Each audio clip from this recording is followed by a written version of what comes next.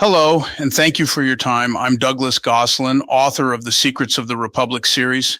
Today, I want to talk about the measure of fear. Dr. Allison Wiltz's article, Why White Americans See Black Self-Defense as Ultimate Violence, raises important questions. Racial disparities in self-defense rulings deserve scrutiny, but framing an entire group as inherently biased doesn't move us toward justice. It entrenches division. Bias exists in systems and instincts, but we must separate systems from individuals and patterns from people. Self-defense is a right. So is fairness. If Black Americans are denied the benefit of the doubt, we must ask why. But assuming all white Americans reject Black self-defense erases nuance.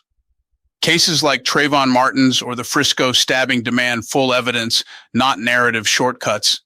Every citizen deserves due process. If justice becomes emotional reflex, we all lose. So we ask, what counts as reasonable fear? Fear is personal, shaped by geography, memory, and media. But the law must rest on more than instinct. It must measure behavior, not feeling, but fact. Not perception, but action. This isn't a call for colorblindness. That's fiction. Race shapes perception. But justice must rise above instinct. It must measure conduct, not background. Reasonable fear came from English common law. But historically, its protection has not been applied equally across race or class. That tension is where reform begins. Where do we start? Protect self-defense. Prove it by fact.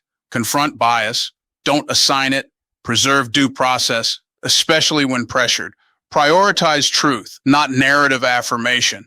Not everything is a dog whistle. Not every delay is malice. If everything signals racism, nothing does. And we lose the ability to detect real harm when it appears. We must build systems resilient enough to withstand fear and fair enough to rise above it. That's the difference between law and reaction, between justice and instinct. The media must take greater care. Stop calling every case a racial flashpoint before facts are known.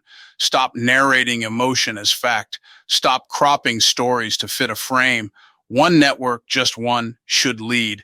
Adopt these principles. Apply them with rigor.